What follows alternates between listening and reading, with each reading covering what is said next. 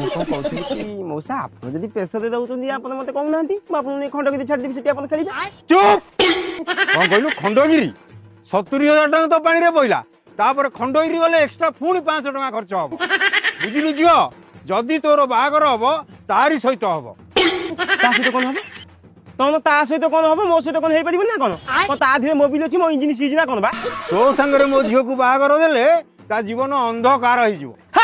ଅନ୍ଧକାର କଣ ଆରେ ତମେ ମତେ ଭଲ ଭାବେ ଜାଣିନ ମୁଁ ରାତିରେ ଡିବି ନଗେଇକି ବି ପିଲା ଛୁଆ କରିଦେଇ ପାରେ ଆଉ କଥା ରହିଲା IPL ରେ ପଛକେ 11 ଜଣ ପ୍ଲେୟାର ହେବେ କିନ୍ତୁ MPL ରେ 15 ଜଣ ପ୍ଲେୟାର ରହିବା ସାରା। MPL କଣ? ଆରେ MPL ମାନେ ହଉଛି ମୋ ପ୍ରିମିୟର ଲିଗ। ଚୁପ୍ ସେ 70,000 କମାଉଛି ତୁ କେତେ କମାଉଛୁ? ମୁଁ ଚେଷ୍ଟା କରୁଛି। ଚେଷ୍ଟା କରୁଛୁ ଆରେ ପରିଶ୍ରମ କଲେ ସିନା ଫଳ ମିଳିବ ଚେଷ୍ଟା କଲେ କଣ ବାଳ ମିଳିବ।